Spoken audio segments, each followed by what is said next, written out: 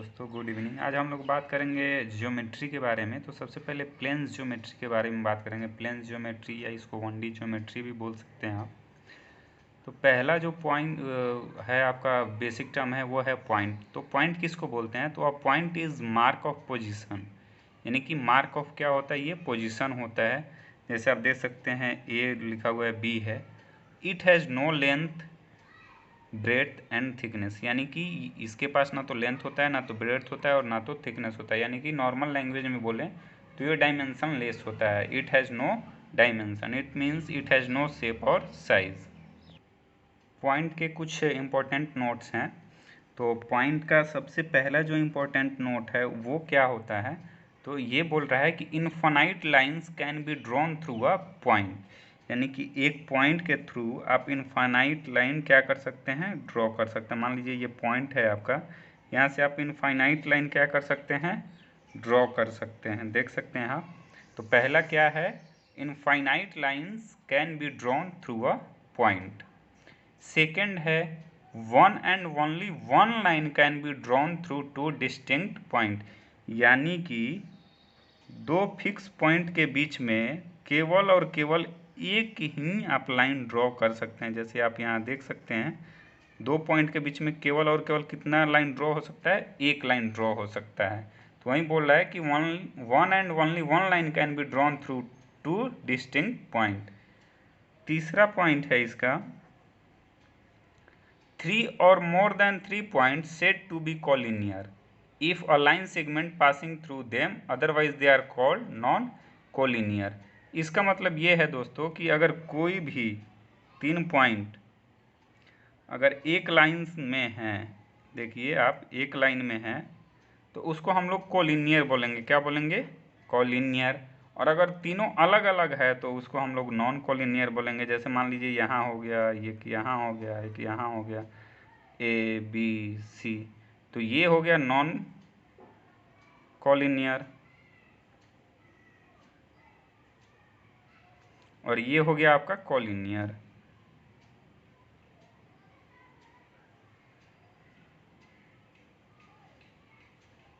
यहाँ आप नाम दे दीजिए पॉइंट का, ए बी एंड सी। अब नेक्स्ट पॉइंट है इसका, 4 or more than 4 points said to be concyclic if a circle passes through them, यानी इसका कहने का ये मतलब है कि अगर कोई 4 पॉइंट है और उन सबको अगर मिला, उन सब से एक सर्कल पास हो सकता है, यानी कि 4 or more then 4 point set to be concyclic एक द्वितीय कहलाता है if a circle passes through them, अगर वहाँ से कोई एक सर्कल क्या होता है? पास होता है। पांचवा पॉइंट है a circle always passes through 3 non collinear point, यानी कि एक जो सर्कल का फॉर्मेशन होता है वो हमेशा 3 नॉन कोलिनियर पॉइंट्स के मिलने से बनता है। यानी कि a circle always passes through 3 non collinear points, यानी 3 अलग अलग पॉइंट के मिलने से एक सर्कल का फॉर्मेशन होता है। जैसे आप देख सकते हैं, मान लीजिए ये सर्कल है, तो यहाँ पे अगर आप 3 पॉइंट दे दें तो ये तीनों क्या है? नॉन कोलिनियर होंगे। इन तीनों को मिला देंगे तो आप एक सर्कल का फॉर्मेशन हो जाएगा, लेकिन ये तीनों क्या है? नॉन कोलिनियर है। अब हम लोग बात करेंगे लाइन के लिए। लाइन क्या होता है? तो a line is a set of infinite point, यानी कि इसका कोई और छोर नहीं होता, यानी कि इसका कोई एंड पॉइंट नहीं है। It has no end points. तो आप देख सकते हैं एरो का मतलब ये इनफाइनाइट तक जा सकता है, इसका कोई एंडलेस पॉइंट नहीं है। तो इसको हम लाइन बोलते हैं। इसको रिप्रेजेंट करते हैं पी क्यू और दोनों तरफ एरो देकर। नेक्स्ट है लाइन सेगमेंट। तो लाइन सेगमेंट किसको बोलते हैं? A line segment is the portion of a line with 2 fixed and point, यानी कि दोनों का एंड पॉइंट फिक्स हो, उसको हम लोग लाइन सेगमेंट बोलेंगे और इसको हम लोग पी क्यू से रिप्रेजेंट करेंगे। यानी कि लाइन सेगमेंट क्या है? दोनों इसका एंड पॉइंट फिक्स है। अब नेक्स्ट है रे। तो रे किसको बोलेंगे? तो a line segment extended endlessly in one direction is called रे, यानी कि एक डायरेक्शन में वो बढ़ता चला जाएगा और एक डायरेक्शन उसका फिक्स होगा, उसको हम लोग क्या बोलेंगे? रे। अ रे हैज़ वन एंड पॉइंट, यानी कि किसी भी रे में एक तरफ ही एंड पॉइंट होता है। जैसे मान लीजिए ये ऐसे लिखा हुआ है, इसको आप क्रॉस भी कर देंगे तो तो इधर से आप लिख सकते हैं, तो ये P ये Q, यानी कि एक तरफ इसका क्या रहेगा, एंड पॉइंट फिक्स रहेगा, यानी एक तरफ फिक्स रहेगा, एक तरफ इनफाइनाइट रहेगा। तो लाइन सेगमेंट और रे में आपको डिफरेंस पता चल जाना चाहिए। लाइन में क्या है, इसका एंड पॉइंट नहीं होता है, दोनों तरफ में कहीं भी एंड पॉइंट नहीं होता है। लाइन सेगमेंट में दोनों फिक्स्ड पॉइंट होता है, यानी कि दोनों एंड पॉइंट फिक्स्ड है। और रे में क्या है, रे में एक एंड पॉइंट फिक्स है और दूसरा क्या है, इनफाइनाइट तक जाता है। नेक्स्ट है प्लेन। प्लेन किसको बोलेंगे, तो a smooth flat surface which extend endlessly in all direction is known as plane. A plane has infinite length and breadth but has no thickness, यानी कि एक स्मूथ फ्लैट सरफेस जिसका आप कहीं भी उसको एंडलेसली कहीं भी किसी भी डायरेक्शन में उसको बढ़ा सकते हैं। इसका जो लेंथ होता है इनफाइनाइट होता है, ब्रेथ भी इनफाइनाइट होता है, बस इसके पास थिकनेस नहीं होता है, उसको हम क्या बोलते हैं, प्लेन बोलते हैं। अब है स्पेस किसको बोलते हैं, तो स्पेस का डेफिनेशन क्या होगा, तो इसके लिए नॉर्मल सा एक हम लोग लेते हैं, a ball that encloses a volumetric portion is called a part of a space. The portion enclosed by an infinitely large ball is called space. यानी कि देखिए अगर ये बॉल है तो इसके द्वारा जो भी ये एरिया कवर्ड किया हुआ है यही क्या होता है, स्पेस होता है। तो एक बार फिर से मैं डेफिनेशन बोल रहा हूँ, a ball that encloses a volumetric portion is called a part of a space. The portion enclosed by an infinitely large ball is called space. यानी कि ये बॉल के द्वारा जो भी कवर्ड किया गया है ये, इसी को हम लोग क्या बोलते हैं, स्पेस बोलेंगे। अब हम लोग नेक्स्ट देखेंगे ओपन फिगर्स। ओपन फिगर क्या होता है, तो if the starting and the ending point of a figure are different then those figures are called open figure. यानी कि ओपन फिगर उसको बोलते हैं जिसका स्टार्टिंग पॉइंट और एंडिंग पॉइंट क्या हो, डिफरेंट हो, उसको हम लोग क्या बोलेंगे, ओपन फिगर। जैसे देख सकते हैं ये ओपन फिगर है, इसका स्टार्टिंग और एंडिंग पॉइंट क्या है, डिफरेंट है। अब यहाँ देख लीजिए, इसको भी हम लोग क्या बोलते हैं, स्टार्टिंग अलग है और एंडिंग क्या हो रहा है, अलग हो रहा है, तो इसको हम लोग क्या बोलेंगे, ओपन फिगर। यानी कि वैसा फिगर जिसका स्टार्टिंग और एंडिंग पॉइंट क्या हो, डिफरेंट हो, उसको हम लोग क्या बोलेंगे, ओपन फिगर बोलेंगे।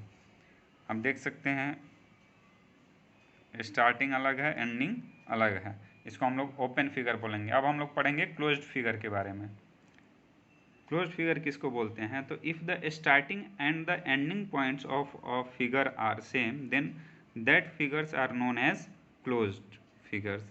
तो कैसे, अब जैसे मान लीजिए यहाँ से हमने शुरू किया स्टार्टिंग पॉइंट और फिर देखिए एंड पॉइंट भी वही है, यानी स्टार्टिंग और एंडिंग पॉइंट अगर एक जगह हो यानी कि सेम हो तो उसको हम लोग क्या बोलेंगे, क्लोज्ड फिगर। एग्जाम्पल के लिए यहाँ से अगर हमने शुरू किया फिर से देखिए यहाँ आ गए तो ये क्या है, क्लोज्ड फिगर है। तो if the starting and the ending point of figure are same then those figures are known as closed figure. अब हम लोग बात करेंगे पैरेलल लाइंस के बारे में। तो पैरेलल लाइंस किसको बोलते हैं, तो two lines in a plane are called parallel if they do not have a common point और if they do not intersect each other at any point, यानी किसी भी पॉइंट पे वो एक दूसरे को कट नहीं करता है। तो अब जैसे मान लीजिए एल और एम है, तो इसको हम लोग कैसे रिप्रेजेंट करते हैं, तो एल पैरेलल एम, ये डबल लाइन देके ये जो है ये पैरेलल को रिप्रेजेंट करता है, तो एल पैरेलल एम। यानी कि पैरेलल जो है यानी कि एल और एम जो लाइन है एक दूसरे को किसी भी पॉइंट पे कट नहीं करेंगे। अब इसके कुछ प्रॉपर्टीज़ हैं, दो प्रॉपर्टीज़ हैं। पहला प्रॉपर्टीज़ है perpendicular distance between two parallel lines are always equal. यानी कि मान लीजिए अगर ये परपेंडिकुलर लाइन है तो इन दोनों के बीच का जो डिस्टेंस होगा हमेशा क्या होगा, इक्वल होगा। यानी कि डिस्टेंस क्या होगा परपेंडिकुलर का, हमेशा इक्वल होगा। तो परपेंडिकुलर को हम लोग इस तरीके से रिप्रेजेंट करते हैं, परपेंडिकुलर यानी 90 का एंगल, तो क्या हो जाएगा, ये इक्वल हो जाएगा, यानी डिस्टेंस इक्वल रहेगा। मान लीजिए अगर वो ओ ए है, ये सी डी है, तो O A is equal to C D, यानी कि दोनों डिस्टेंस क्या रहेगा, सेम रहेगा। अब नेक्स्ट एक पॉइंट है, second point, if two straight lines make equal angle with same plane then they are parallel and vice versa. मान लीजिए अगर कोई एक प्लेन है, ये प्लेन है, अगर ये क्या सेम एंगल क्रिएट करता है, मान लीजिए ये वाई यहाँ बनाया, यहाँ भी वाई बनाया, और अगर ये बी है और ये डी है, ये ए है, ये सी है, तो आप क्या लिख सकते हैं, A B parallel C D. फिर से मैं एक बार इसका प्रॉपर्टीज बता रहा हूँ, आप ध्यान से सुनिएगा। If two straight lines make equal angle with same plane, देखिए स्ट्रेट लाइन है यानी सेम प्लेन है, इक्वल एंगल क्रिएट हो रहा है, देन दे आर पैरेलल, तब ये क्या हो जाएंगे, पैरेलल हो गए, A B parallel C D and vice versa. और अगर ये पैरेलल हैं तो ये एंगल भी क्या हो जाएगा, इक्वल होगा। अगर मान लीजिए किसी क्वेश्चन में दिया हुआ है A B parallel C D है, इस तरीके से डायग्राम बनाया हुआ है, तो ये एंगल दोनों क्या हो जाएंगे, इक्वल हो जाएंगे। अगर एक एंगल दिया हुआ है, जैसे मान लीजिए एग्जांपल के लिए हम यहाँ लिख रहे हैं, अगर ऐसे है, यहाँ ये 30 दिया हुआ है, ये एल है और ये एम है, ये एल और एम है, तो अगर देखिए यहाँ ये 30 है और क्वेश्चन में दे दिया कि एल पैरेलल क्या है, एम है, तो अगर ये 30 है तो ये भी क्या हो जाएगा 30। तो आप देख सकते हैं अगर ये 30 डिग्री है तो ये भी क्या हो जाएगा 30 डिग्री। तो ये आपका परपेंडिकुलर यानी कि पैरेलल लाइंस का दो प्रॉपर्टीज़ था। अब हम लोग बात करेंगे इंटरसेक्टिंग लाइन के बारे में। इंटरसेक्टिंग लाइन क्या होता है, तो इसका डेफिनेशन है, if two lines are having a common point then they are said to be intersecting lines. यानी कि अगर दो लाइंस का एक कॉमन पॉइंट है, मान लीजिए आपने ऐसे बनाया, लिखा है, ये देखिए, ये क्या है, कॉमन पॉइंट है, ये कॉमन पॉइंट क्या है, ओ है, और ये क्या आप ले लीजिए ए बी सी डी, हमने ले लिया ए बी सी डी। तो मैंने पहले ही डेफिनेशन बताया, फिर से एक बार बता रहा हूँ कि इंटरसेक्टिंग लाइंस क्या होता है। If two lines are having a common point then they are said to be intersecting lines. यानी कि दो लाइन में अगर एक कॉमन पॉइंट है तो वो क्या कहलाएगा, इंटरसेक्शन, यानी कि इंटरसेक्टिंग लाइंस कहलाएगा। तो यहाँ ए बी और सी डी क्या कहलाएंगे, इंटरसेक्टिंग लाइंस कहलाएंगे। A B and C D are intersecting lines, are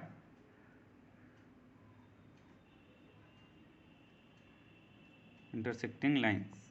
क्यों कहलाएंगे, क्योंकि ओ जो है, यहाँ जो पॉइंट ऑफ इंटरसेक्शन है, ये ओ जो है ये कॉमन पॉइंट है, और इसी को हम लोग क्या बोलते हैं, पॉइंट ऑफ इंटरसेक्शन। इसको हम लोग क्या बोल सकते हैं, पॉइंट ऑफ इंटरसेक्शन।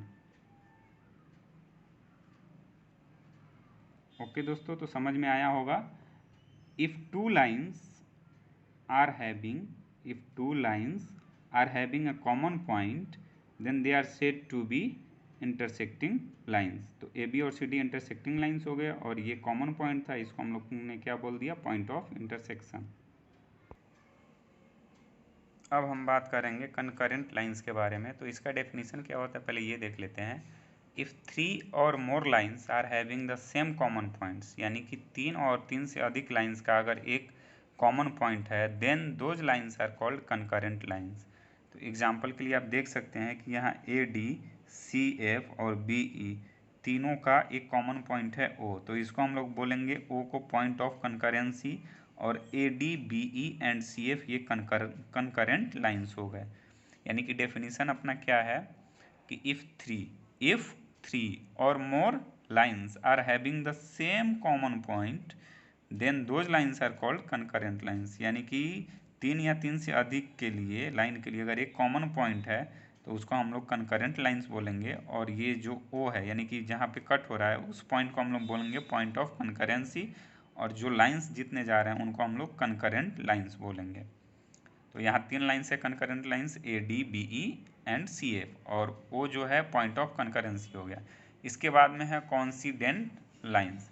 तो इसका क्या है definition, two lines having infinite common points, यानी दो लाइन जिसमें इनफाइनाइट कॉमन पॉइंट्स हो आर कॉल्ड कॉन्सिडेंट लाइंस।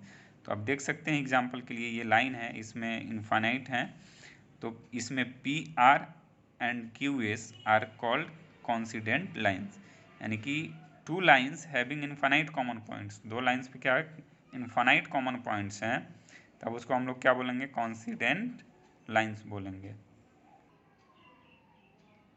अब हम लोग देखेंगे ट्रांसवर्सल के बारे में। ट्रांसवर्सल क्या होता है, तो a straight line which intersect two or more given lines at different points is called transversal. यानी कि वैसा स्ट्रेट लाइन जो दो या दो से अधिक लाइन को डिफरेंट पॉइंट्स पे क्या करता है, कट करता है, उसको हम लोग क्या बोलते हैं, ट्रांसवर्सल। फिर से देख लीजिए, a straight line which intersect two or more given lines at different points is called transversal. तो आप देख सकते हैं ट्रांसवर्सल का इसका डेफिनेशन है, तो यानी कि वैसा स्ट्रेट लाइन जो दो या दो से अधिक लाइंस को डिफरेंट पॉइंट्स पे कट करता है उसको ट्रांसवर्सल बोलते हैं। तो यहाँ देखिए डिफरेंट पॉइंट्स पे कट हो रहा है, यहाँ भी डिफरेंट पॉइंट पे कट हो रहा है, तो इसी को हम लोग क्या बोलेंगे, ट्रांसवर्सल बोलेंगे। अब हम लोग बात करेंगे classification of angles formed by transversal. तो इसमें पहला जो आता है अल्टरनेट एंगल्स होता है। तो इसका क्या है कि two angles are said to be a pair of alternate angles if, अब पहला कंडीशन इसका क्या है, they are on either side of the transversal, यानी कि ये जो डायग्राम जो है उस, अगर मान लीजिए ये डायग्राम है तो इसके दोनों के अगल बगल होना चाहिए, यानी कि आइदर साइड होना चाहिए, एक दूसरे के अगल बगल। ये अगर इधर है तो इधर आना चाहिए, अपोजिट में आना चाहिए। बोथ आर इंटीरियर एंगल्स और एक्सटीरियर एंगल, इंटीरियर यानी अंदर और एक्सटीरियर यानी बाहर। थर्ड पॉइंट है they are not adjacent angle, यानी एक दूसरे के ऊपर एडजेसेंट नहीं होना चाहिए। तो ये तीन इसके कंडीशन है। और नोट में क्या है कि if alternate angles are equal then the lines are parallel, अगर अल्टरनेट एंगल इक्वल्स होते हैं तो लाइन्स क्या होगा, वो पैरेलल होगा। तो इसमें फर्स्ट जो है ए पॉइंट जो है आपका अल्टरनेट इंटीरियर एंगल, तो किसको बोलते हैं, तो the pairs of alternate angles which lies inside the two lines are called alternate interior angles. अब यहाँ देखिए जैसे अल्टरनेट इंटीरियर एंगल कौन हो जाएगा, यहाँ अगर 3 है तो 6 हो जाएगा अल्टरनेट इंटीरियर, 4 है तो 5 हो जाएगा। तो अल्टरनेट इंटीरियर एंगल्स बोलेंगे। अब है अल्टरनेट एक्सटीरियर एंगल, तो the pairs of alternate angles which lies outside the two lines, यानी कि दो लाइन के, ये जो मान लीजिए एल और एम के बाहर में लाई करता हो, तो यहाँ से देखिए आप 1 और 8 ले सकते हैं, ये क्या है अल्टरनेट एक्सटीरियर एंगल है, या और 2 और 7 ले सकते हैं, ये क्या है अल्टरनेट एक्सटीरियर एंगल है। तो यहाँ एग्जाम्पल में समझ सकते हैं, ये 1 और 8 जो क्या है pairs of alternate exterior angle है, 1 और 8 क्या है एक्सटीरियर एंगल है, फिर 2 और 7 क्या है एक्सटीरियर एंगल है, 3 और 6 क्या है अल्टरनेट इंटीरियर एंगल है, 4 और 5 क्या है अल्टरनेट इंटीरियर एंगल है। अब हम लोग पढ़ेंगे क्रॉसपॉन्डिंग एंगल्स।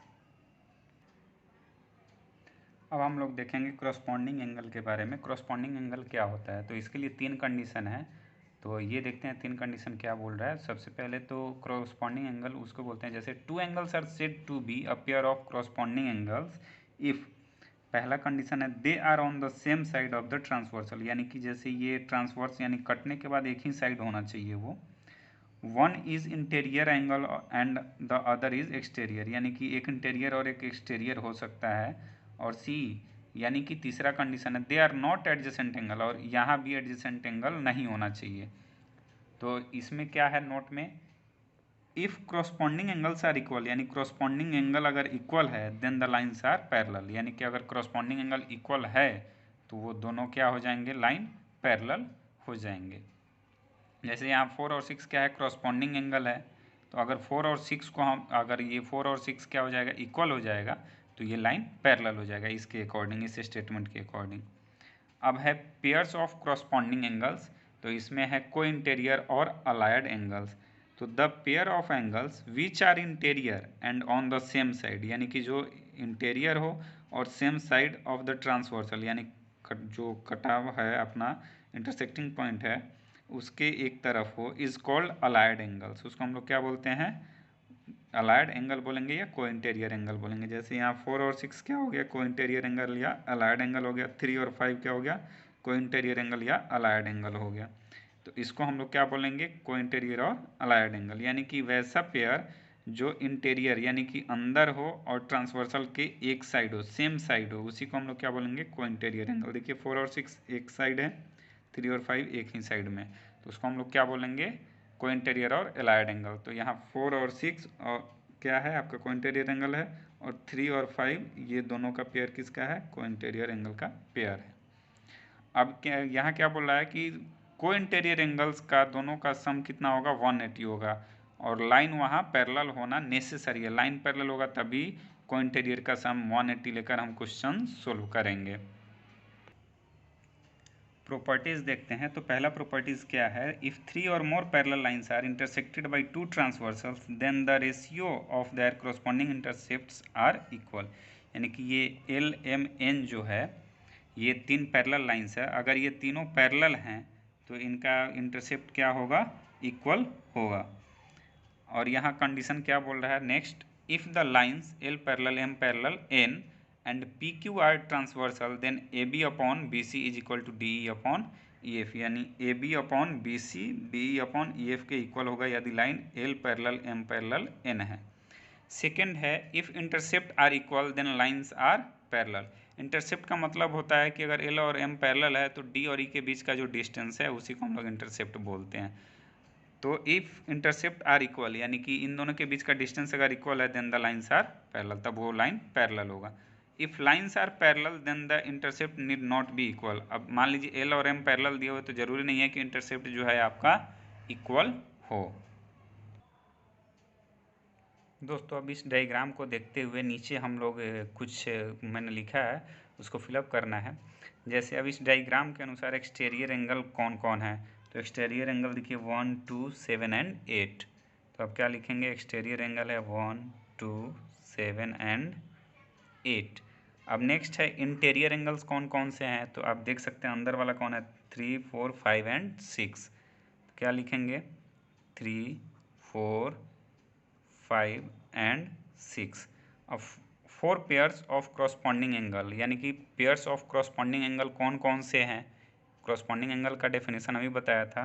तो अब देखिए क्रॉसपॉन्डिंग एंगल 2 और 6, पहला हो गया आपका पेयर 2 और 6 का। दूसरा हो जाएगा 3 और, पहले आपने क्या लिया 2 और 6, अब क्या लेंगे 1 और 5, 1 और 5 का ले लिया। अब नेक्स्ट कौन सा आपका बनेगा 3 और 7 का, 3 और 7 हमने ले लिया।